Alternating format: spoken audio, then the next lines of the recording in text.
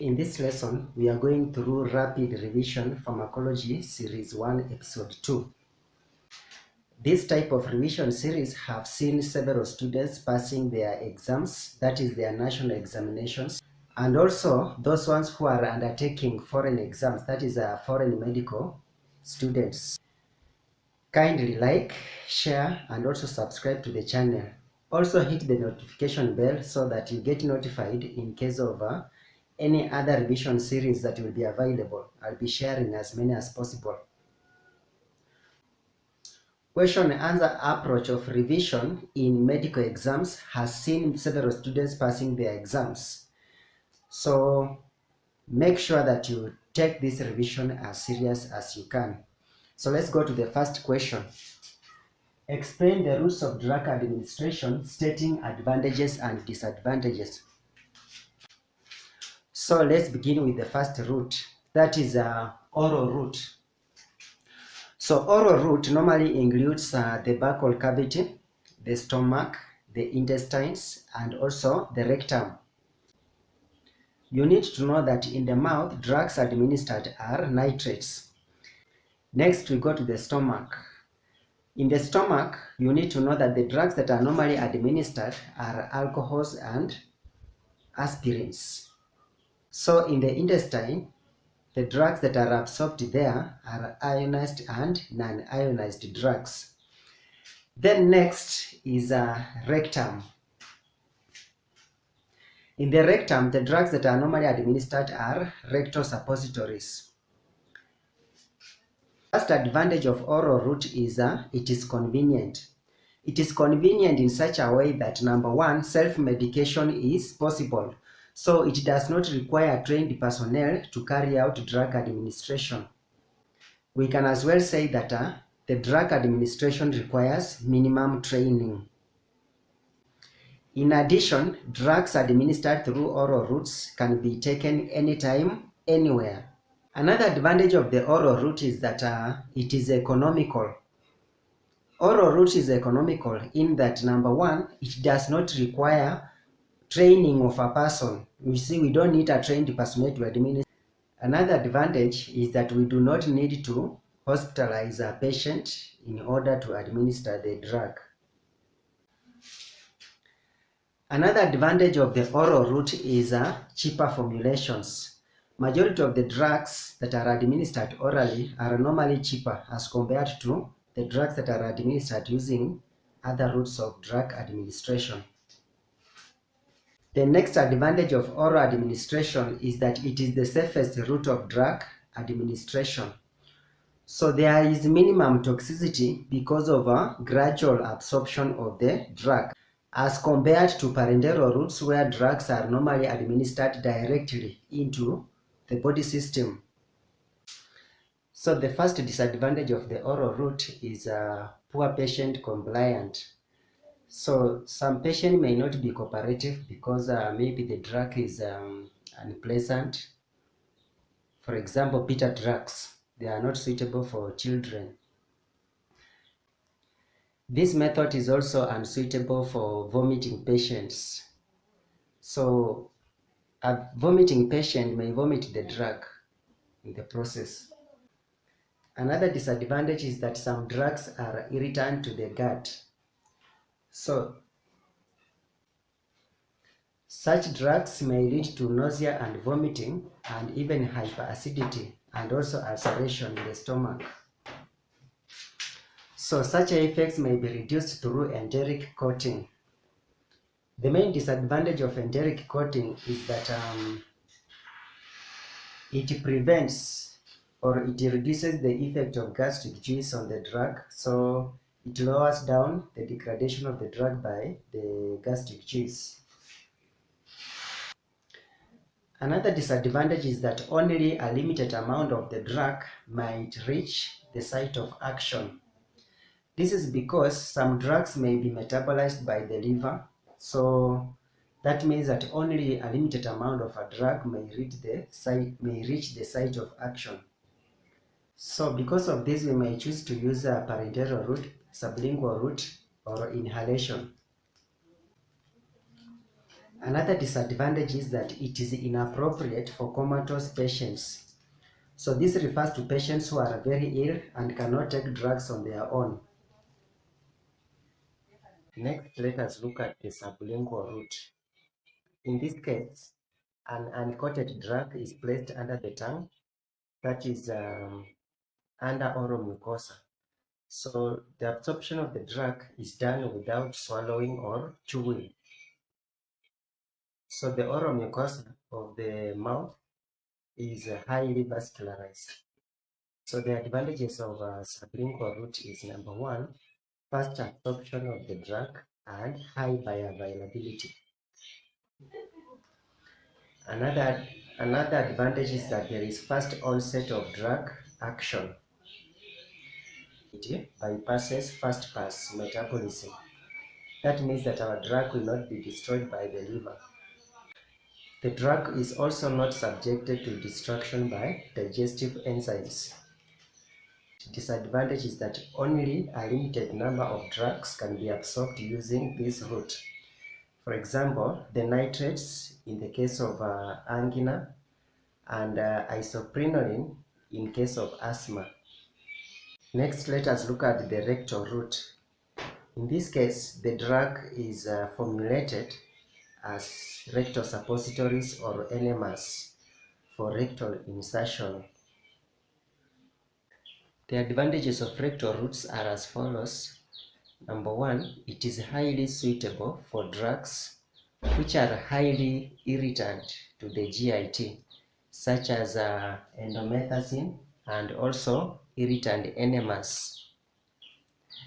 It is highly suitable for drugs which are easily destroyed by fast pass effect or fast pass metabolism. It is also indicated in pediatrics and geriatrics. Pediatrics refers to children and geriatrics refers to aged people. The drugs are majorly in dosage formulations or gelatin, which are bullet shaped for easy insertion. You should not be worried, we are going through the notes towards the end of the video. So the major disadvantages of rectal route is number one, drug absorption is erratic and incomplete. And number two is only a limited number of drugs can be administered using this method of drug administration. So let's look at the topical route. So in this case, the drug is administered on the surface of the skin. This drug is absorbed and transported into the systemic circulation. So you can easily tell that only a limited number of drugs can be administered through this method of drug administration. Some of the drugs that are administered through this route is ointments, patches, and creams, which are normally useful for treatment of superficial infection. Rubbing and massaging aids in the fast absorption of the drug. Let us look at the intravenous route. So in this case, the drug is administered directly into the systemic circulation through the vein. So the advantages are, number one is the fast onset of the drug action. Onset of the drug action is very fast because this drug enters directly into the system. This method of administration is useful for irritant drugs. So drugs which are normally irritant to the GIT route can be administered using the intravenous route of drug administration. Another advantage is that the route is suitable for comatose patients or unconscious patients. Patients who are in a coma or unconscious can receive the drug through intravenous route because they cannot take drugs by themselves through the oral route. Patients who are in a coma or unconscious can receive the drug through intravenous route because they cannot take drugs by themselves through the oral route. Another advantage of this route is that blood plasma concentration can easily be determined. Lastly, large volumes of drugs can be administered through what we call intravenous infusion. So using this method, we can easily predict the concentration of the drug after some time. Another disadvantage is that it is an expensive route of drug administration. So it is expensive in that, number one, hospitalization may be required in order to administer this drug. Another thing, it is expensive in terms of formulation, packaging, and use. Next, we go to disadvantages of intravenous route.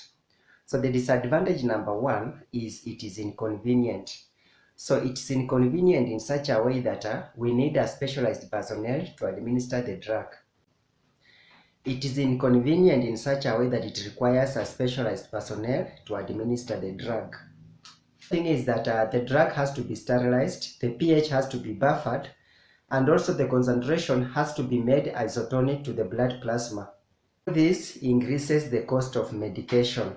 In case of an overdose, the reverse of medication may be difficult. We go to question number 3. To what classification of a drug does penicillin belong? So penicillin belongs to a group of drugs known as beta-lactams. This is because they have got a characteristic 4-membered ring in their structure. But 3B says define the following terms. Number 1 is beta-lactamase. So what is beta-lactamase? So next is penicillin binding proteins. So what are they? So penicillin binding proteins refers to those enzymes that are involved in the synthesis of the cell wall of a bacteria. So they contribute to the morphological structure of a bacteria. The definition that we want is transpeptidases.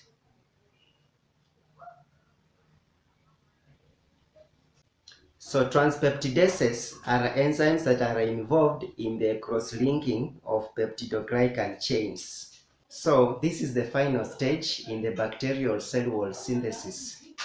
Number C, what is the major mechanism by which penicillins kill bacteria? Penicillins bind to penicillin binding proteins. So in the process they inhibit protein synthesis.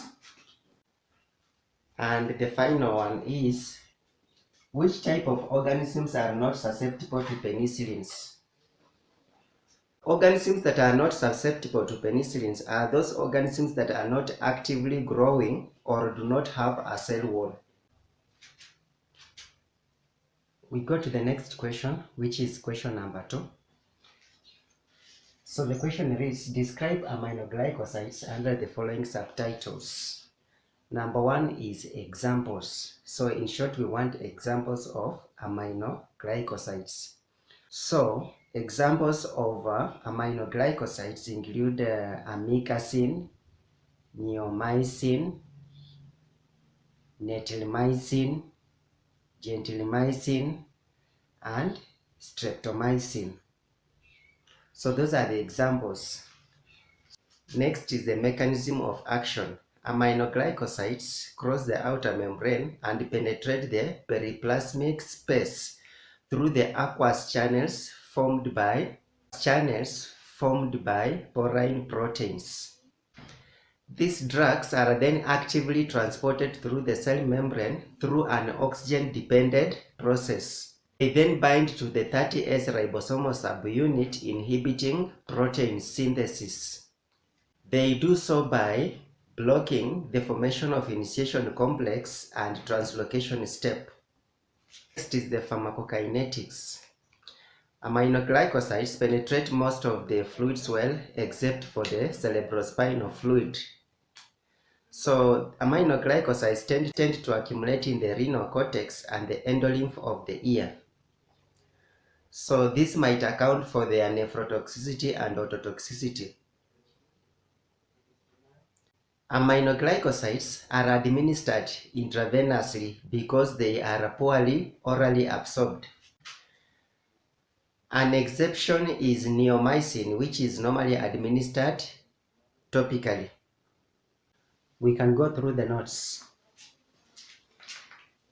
Explain the routes of drug administration, stating advantages and disadvantages. Oral route. also called gastrointestinal route. Major parts include buccal cavity. So in the buccal cavity, the drugs which are absorbed here are nitrates. In the stomach, the drugs absorbed here are aspirins and alcohols. In the intestines, the drugs absorbed are ionized and non-ionized drugs. Then in the rectum, the drugs administered are rectal suppositories. Advantages of oral routes. Number one is convenient. Self-administration can be done. Minimum training is required to administer the drug. The drug can be taken anytime, anywhere. Then another advantage is it is economical. It does not need trained personnel to administer the drug. Hospitalization is not required to administer the advantages of oral routes. Convenient. Self-administration can be done. Minimum training is required to administer the drug. The drug can be taken anytime, anywhere. Then it is economical. It does not need trained personnel to administer the drug. Hospitalization is not required to administer the drug. Then another thing is cheaper formulations as compared to other forms. Then the last advantage is the safest route of drug administration. Toxicity is less likely to occur due to gradual absorption. Oral route disadvantages: poor patient compliance and cooperative patients due to bitter drugs. Number 2 is unsuitable for vomiting patients. Number 3, some drugs are irritant to the gut, so this may lead to nausea and vomiting, hyperacidity, and even ulceration. Note that such effects may be reduced through enteric coating of the drugs. The coats are usually resistant to the gastric juice, and this may delay disintegration of the drug. Only a small percentage of the drug reaches the site of action, and the rest is wasted. That is, larger percentage of the drug is destroyed by the liver through metabolism before entering systemic circulation. Administration through parenteral, sublingual, or inhalation may minimize this. Inappropriate for comatose patients, unconscious patients, very ill patients who are unable to swallow.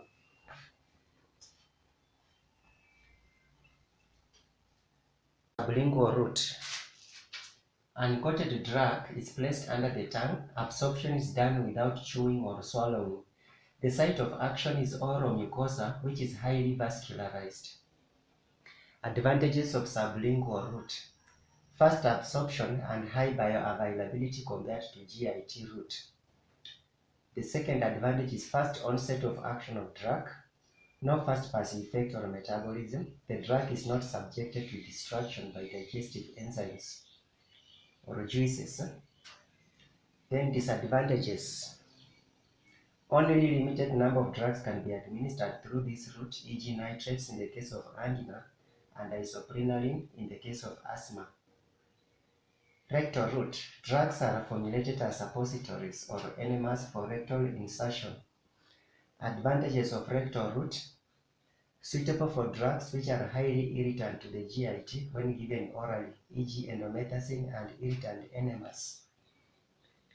It is suitable for drugs which are destroyed easily and quickly by fast pass effect. It is indicated in pediatrics and geriatrics. Drugs are majorly solid dosage forms or gelatin, which are bullet shaped for easy insertion. Disadvantages of rectal route: drug absorption is erratic and incomplete. Only a limited number of drugs can be absorbed through this route. Topical route involves application and absorption of the drug from the skin. Only a limited number of drugs can be administered through this method and penetrate the skin into the systemic circulation. It is useful for drugs such as creams, ointments, patches, which are useful for treating superficial infection. The route is not essential for systemic effects. Rubbing and massaging aids in absorption. Then intravenous route: the drug is administered directly into the vein. Advantages: drug onset of action. Since the drug is administered directly into the blood, the method is essential for emergency cases. Irritant drugs. Drugs that are irritant to GIT can be administered using this method. comatose or unconscious patient, the route of choice for patients who are unconscious. Blood plasma concentration can be easily predicted. Large volumes of drugs can be introduced through infusion, so the method is important for monitoring levels of the drug in the blood. Advantages of intravenous route. Inconvenience. Self-administration is not recommended. It requires specialized personnel to administer the drug. Expensive route of drug administration. Hospitalization may be required, hence cost implication. The medications have added cost both in terms of formulation, packaging, and use. The drug has to be sterilized, the pH has to be buffered, and the drug concentration has to be isotonic to the plasma. All this increases the cost of medication. In case of an overdose, it is usually more difficult to reverse the situation. This makes it an unsafe route. The consequences are lethal. Increased blood volume or cardiovascular shock. It predisposes the patient to increased blood volume and therefore cardiovascular shock if large volumes are administered. The drug has to be given in small volumes gradually. Then thromboembolism. It may predispose the patient to sudden increase in blood volume due to introduction of air bubbles during administration. A particulate matter may also be introduced leading to death. Then another thing is rapid elimination of the drug from the system. Hence higher frequency of administration or increased dosage given at a time. Aminoglycosides under the following subtitles. So the first subtitle was examples. So examples are amikacin, netilmycin, neomycin, gentamicin, and streptomycin. Mechanisms of action. Aminoglycosides cross the outer membrane and enter the periplasmic space through the aqueous channels formed by porine proteins. These drugs are then actively transported through the cell membrane by an oxygen-dependent process. They then irreversibly bind to the 30S ribosomal subunit and inhibit protein synthesis by blocking the formation of initiation complex and translocation step. Pharmacokinetics. They penetrate most of the fluids well except for the CSF. High concentration of these drugs tend to accumulate in the renal cortex and the endolymph of the ear, which could account for their nephrotoxicity and ototoxicity. Next is the administration. They are usually given intravenously because they are poorly absorbed by oral administration, except for neomycin, which is given topically. To what classification of drug does penicillin belong? So it belongs to beta-lactams because of their characteristic 4-membered lactam ring. Then number B says define the following terms. The Roman number 1 is beta-lactamase. So this is a bacterial enzyme that hydrolyzes the amide bond of the beta-lactam ring, also called penicillinase. Then Roman number 2 is penicillin binding proteins. These are enzymes involved in cell wall synthesis and maintenance of morphological structure of bacteria. Then another one is transpeptidases. So bacterial enzymes responsible for cross-linking of peptidoglycan chains, which is the final step in the bacterial cell wall synthesis. Then number C is what is the major mechanism by which penicillins kill bacteria? Penicillins bind to penicillin binding proteins and inhibit transpeptidase step, which results in the bacterial cell lysis. They also release autolysins, which are bacterial degradative enzymes that are involved in the normal remodeling of bacterial cell wall. Which type of organisms are susceptible to penicillins? Which type of organisms are not susceptible to penicillins? Organisms that are not actively growing or do not have a cell wall.